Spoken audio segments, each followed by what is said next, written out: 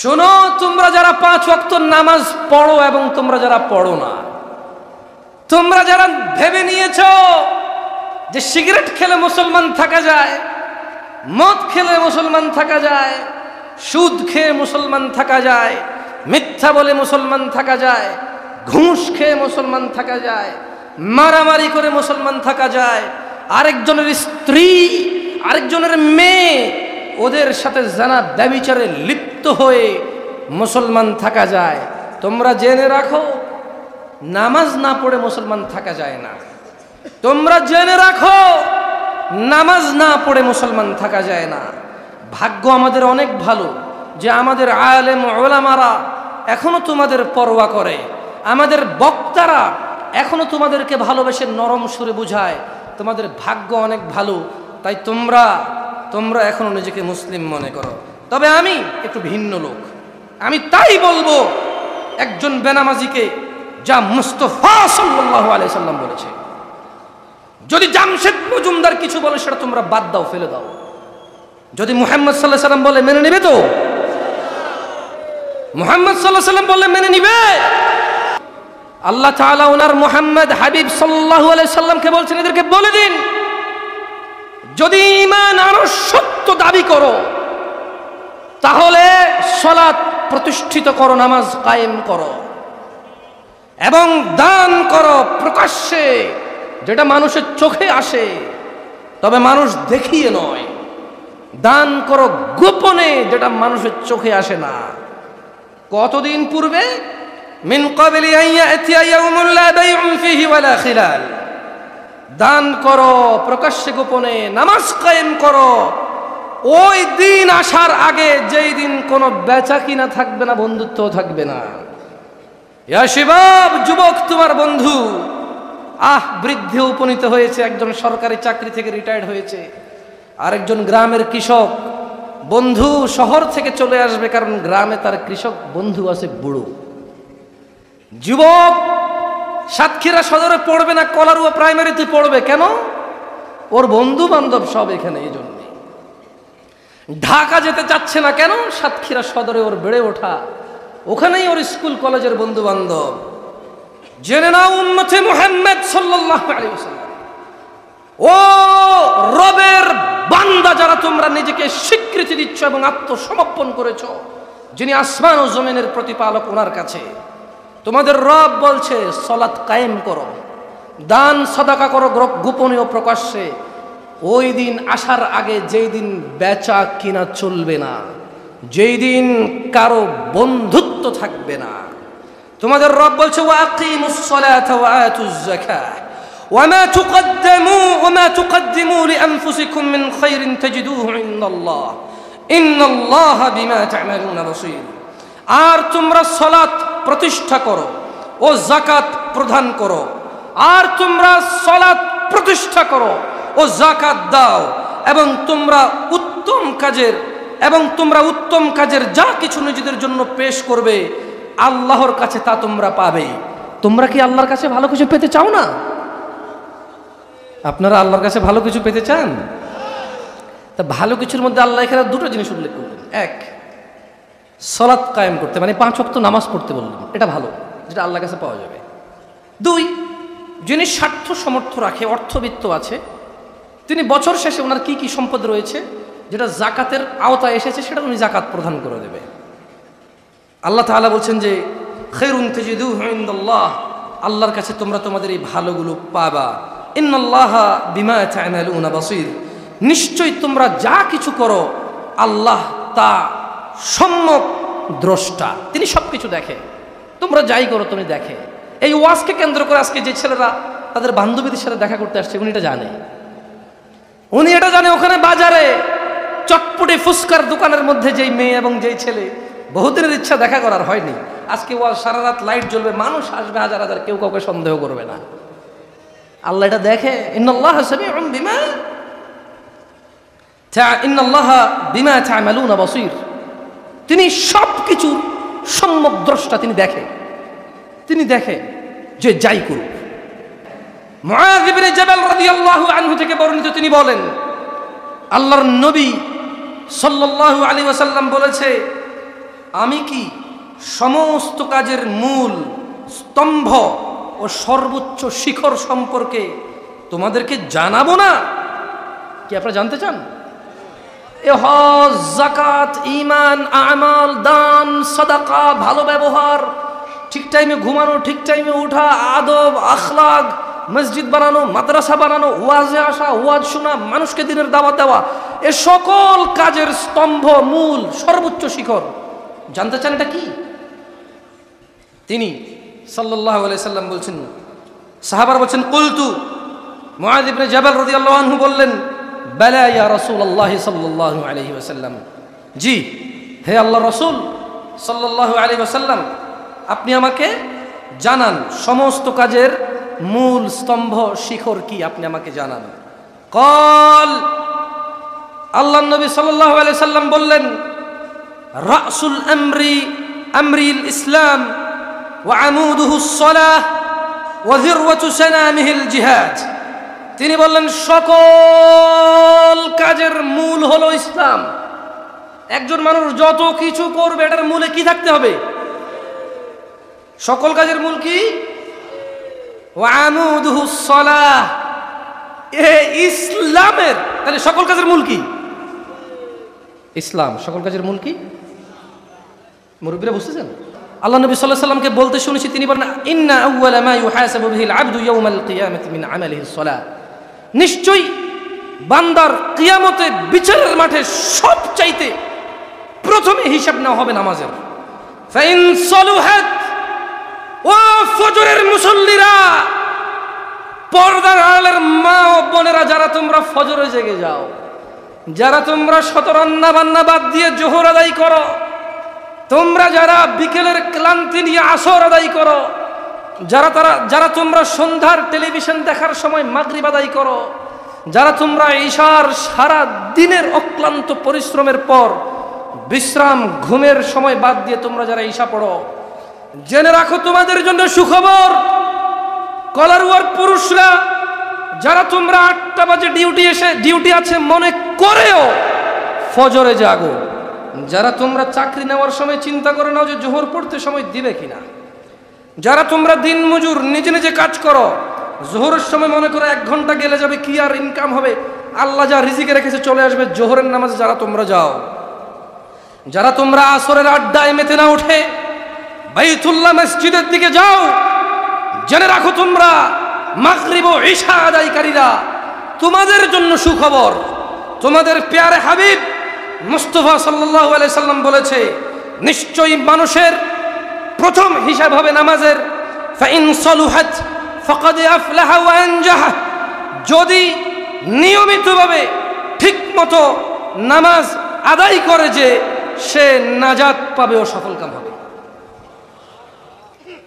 যেই ব্যক্তি দিনে 17 রাকাত নামাজের পরোয়া করে, যেই ব্যক্তি দিনে 17 রাকাত নামাজ আদায় করে, আল্লাহর নবী বলছে ফাইন সালুহাত, যে 5 ওয়াক্ত নামাজকে ঠিকঠাক রাখে, দুনিয়া একদিকে, সিডর একদিকে, বন্যা একদিকে, রাজনৈতিক মিছিল মিটিং একদিকে, বাবা মায়ের মৃত্যু একদিকে, ছেলে সন্তানের মৃত্যু একদিকে, ছেলে সন্তান জন্ম হওয়া একদিকে, চাকরির ইন্টারভিউ একদিকে, বিদেশ যাওয়া একদিকে, বিমানের সময় একদিকে। ফাইন সালুহাত, যেই দিনে 5 বার 17 রাকাত নামাজের ঠিকঠাক বন্দোবস্ত করে, ফাকাদ আফলাহা ওয়া আনজাহা, সে সফল হবে, সে নাজাত পাবে। সুবহানাল্লাহ। ওয়াইন ফাসাদাত, আর যে নামাজ নষ্ট করে, যে রাত 2টায় ঘুমায় মোবাইল দেখে, 12টায় ঘুমায় ক্লান্ত হয়ে, ফজরে ওঠে না, জোহরে কাজ, আসরে ক্লান্তি, মাগরিবে আড্ডা, ঈশায় আবার কাজ, যে 5 ওয়াক্ত 17 রাকাত নামাজ নষ্ট করে, যুবক বৃদ্ধ, মহিলা পুরুষ, এবং কি হিজল তমাল, তার প্রতিও সালাত ফরজ, তার প্রতিও ঈমান ফরজ, তার প্রতিও সামর্থ্যবান হলে যাকাত ফরজ। ইসলামী শরীয়ত শুধু পাগল আর নাবালক বালেগ বুঝদার হওয়া পর্যন্ত, ঘুমন্ত অজ্ঞান ব্যক্তি জাগ্রত বা হুঁশে আসা পর্যন্ত, এই 3 ব্যক্তি বাদে লিঙ্গ নেই, বয়স নেই, যুবক বৃদ্ধ সিস্টেম নেই ইসলামে। সবার উপরে নামাজ ফরজ। ওয়াইন ফাসাদাত, আর যে 5 ওয়াক্ত নামাজকে নষ্ট করলো, ফাকাদ খাবা ওয়া খাসার, সে ব্যর্থ হবে, বিপর্যস্ত হবে। ফজরের আরামের ঘুম অগ্নিকাণ্ডে রূপান্তরিত হবে। যোহরের কর্মব্যস্ততা আগুন তাকে ঘিরে নেবে। আসরের আড্ডা, মাগরিবের আড্ডা তাকে জ্বলন্ত অগ্নিকাণ্ডে নিক্ষিপ্ত করবে।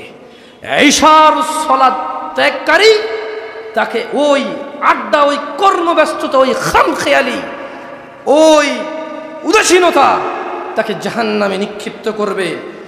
ফাইন ইনতাকাসা মিন ফারিদাতি শাই ক্বাল রাব্বু আযজা ওয়া জাল, যদি কারো দেখেন, আমার বেশ কিছু বক্তব্যের পূর্বে আমি বলেছিলাম যে যারা তোমরা নামাজ পড়ো না, দিনে 17 রাকাত পড়া শুরু করো।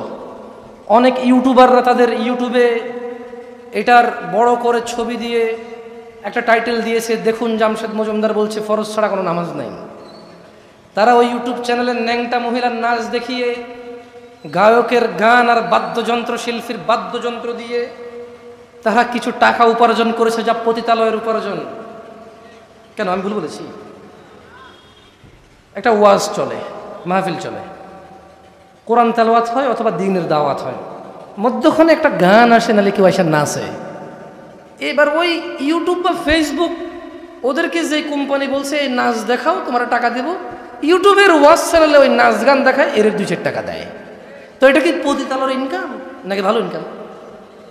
পতিতালয়ের ইনকাম না, পতিতালয়রা এদের থেকে ভালো আছে।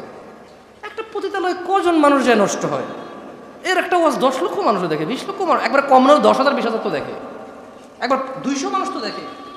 এক ঘরে বেশি 200 মানুষকে জেনার দিকে ঠেলে দিচ্ছে, এই মনে করে বড় দিন প্রচারক। আমি যে যুগে বড় হয়েছি ওই যুগে তো এত ইউটিউব ছিল না, আমি তো শিখছি আলহামদুলিল্লাহ। ও মনে করে যে ও অনেক বড় কিছু, ও না হলে ধর্ম চলবে না। কি করা? তবে হ্যাঁ, 2010, 12, 15 সালের দিকে যারা ইউটিউব বা ফেসবুকে দিন প্রচার করেছে, ওরা একনিষ্ঠভাবে দিন প্রচার করেছে। ওরা এইসব ন্যাংটা নাচ গান দিয়ে টাকা উপার্জনের উদ্দেশ্যে চ্যানেল খোলেনি। ওরা ওখানে ওটা খুলে একটা বক্তব্য রেকর্ড করে একবার আল্লাহ, মানে আল্লাহর জন্য, আল্লাহর রাস্তায় ওদের ওই সময়, ওদের ওই যা ব্যয় হইতো তা ওরা আল্লাহর রাস্তায় ব্যয় করতো, বিনিময়ে ওরা আখিরাতে নেবে। আর যে ন্যাংটা নাচ দেখিয়ে গান দেখিয়ে বিনিময়ে দুনিয়াতে টাকা নেবে, তার হিসাব আল্লাহর কাছে। যে আজে বাজে টাইটেল, আজে বাজে থাম্বনেইল দিয়ে মানুষকে বিভ্রান্ত করবে টাকা কামানোর জন্য, তার হিসাব কার কাছে? কার কাছে তার হিসাব? আল্লাহ কি উত্তম বিচারক নন? আল্লাহ উত্তম বিচারক। বড় চিন্তায় ছিলাম কি বিষয়ে এখানে লেকচার করব। পরে দেখতে পেলাম যে মাশাআল্লাহ এইদিকে শিরিক বিদাত নেই। মাশাআল্লাহ, বড় খুশি হলাম জেনে। তবে কলারওয়াবাসী জেনে রাখো, খালি মাজারে সিজদা দিলে শিরিক হয় তা না, খালি মাজারে সিজদা দিলে শিরিক হয় তা না, খালি আল্লাহ ব্যতীত অন্য কারো কাছে ছেলে সন্তান চাইলে শিরিক হয় তা না। নামাজ ত্যাগ করো এক ধরনের শিরিক। আমি আসবো সেই কথায় ইনশাআল্লাহ, আল্লাহ যদি আমাকে তৌফিক দাও। মা তৌফিকি ইল্লা বিল্লাহ। ক্বাল, আল্লাহ নবী সাল্লাল্লাহু আলাইহি সাল্লাম বললেন, আস-সালাতু আলা ওয়াক্তিহা। ও আব্দুল্লাহ ইবনে মাসউদ, আল্লাহর কাছে সবচাইতে প্রিয় কাজ, প্রিয় আমল হচ্ছে তুমি ওয়াক্ত মতো নামাজ পড়বে। আমরা কি ওয়াক্ত মতো নামাজ পড়ি? আল্লাহ আমাদেরকে পড়ার তৌফিক দান করুন। এখানে কি এমন কেউ আছে যার গুনাহ নাই? এখানে কি আমরা এমন কেউ এটা বলতে সক্ষম যে আমাদের গুনাহ নেই? আমরা পুত পবিত্র, আমরা অন্যায় মুক্ত, আমাদের মধ্যে কেউ নেই। জেনে রাখো কলারওয়াবাসী, তোমার আমার গুনাহের কাফফারার জন্য সালাত সবচাইতে সহজ ও উন্নত মাধ্যম।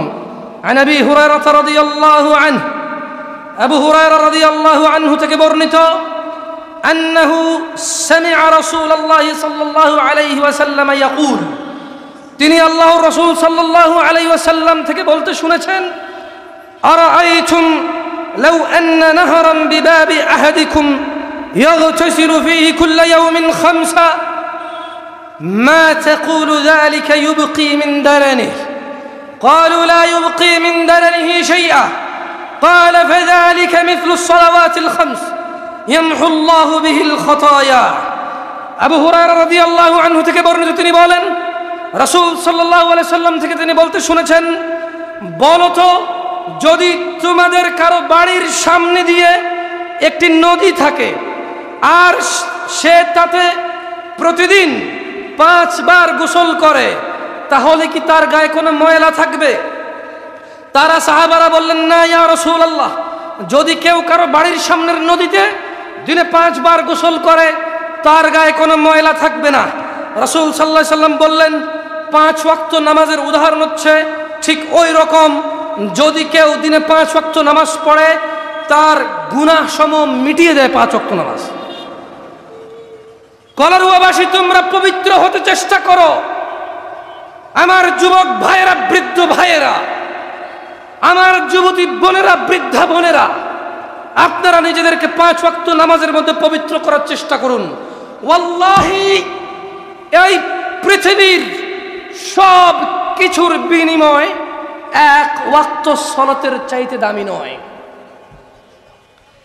এই পৃথিবীর সব চাইতে জঘন্য অপরাধের অন্যতম একটা অপরাধ হচ্ছে নামাজ ত্যাগ করা। যদিও আজকাল বাপই শরম পায় না ছেলের সামনে নামাজ ত্যাগ করে, যদিও আজ 2022 সাল, সেই 1400-1450 বছর পার হয়ে এসে মুসলমানদের সমাজের সামাজিকতা এমন একটা রূপ নিয়েছে যে মেয়ের জামাই শ্বশুরের সামনে পায়ের উপরে পা দিয়ে বসতে শরম পায়, লজ্জাবোধ করে। ছেলে তার বাবার সামনে পায়ের উপরে পা দিয়ে বসতে লজ্জা পায়, শরম বোধ করে। বাবাও শরম পায় না, ছেলেও শরম পায় না, খালি নামাজ ছেড়ে দিলে। অথচ পৃথিবীর জঘন্যতম অপরাধ ঈমান আনার পর দ্বিতীয় রকমের সালাহ, যার কোনো পরোয়াই আমাদের মুসলিম সমাজে এখন আমরা দেখতে পাই না। অথচ এই দেশের মানুষ আমরা সম্মান পাওয়ার জন্য, মর্যাদা পাওয়ার জন্য মারহাবা মারহাবা, আমার অমুক ভাই এই মসজিদে 10 ব্যাগ সিমেন্ট দিয়েছে, মারহাবা সবাই সুবহানাল্লাহ, মর্যাদা বৃদ্ধির জন্য কত কিছু করে। স্কুল, মাদ্রাসা, কল কারখানা, রাস্তা, পুল, কালভার্ট, নিজের চরিত্রটাকে ভালো রাখার জন্য 30 বছর যুবক বিয়ে করেনি এখনো, কিন্তু কোনো অবৈধ কাজও সে লিপ্ত হয়নি। মাশাআল্লাহ। কেন? তার ইজ্জত তার কাছে, তার মান সম্মান তার কাছে অনেক বড়, সেটা অনুভব করে এবং এলাকায় তার ভালো সুনাম আছে যে না, সে কোনো মহিলা কেলেঙ্কারিতে নেই। বয়স 30 বছর, এর চাইতে ভদ্র নম্র আমাদের গ্রামে আর একটা নাই। ওই ভদ্র ছেলেটাই নামাজ পড়ে না। ইয়া শাবাব, মুনাফিকদের ফাঁদে পা দিও না। যুবতীরা, মুনাফিকদের ফাঁদে পা দিও না। তারা চায় তোমরা জানা ব্যভিচারে লিপ্ত হয়ে তোমাদের জীবন ধ্বংস করে দাও। তারা চায় তোমরা গান বাজনায় মত্ত হয়ে তোমাদের জীবন ধ্বংসের দিকে নিয়ে যাও। তারা চায় তোমরা উদাসীনতায় মগ্ন হয়ে তোমাদের আখিরাতকে ধ্বংস করে তোমাদের দুনিয়াকে প্রাধান্য দাও। তোমরা ভয় করো রবকে, ভালোবাসো সেই রবকে যিনি জান্নাত এবং জাহান্নামের মালিক। ওয়া আখির দাওয়ানা আনিল হামদুলিল্লাহি রাব্বিল আলামিন।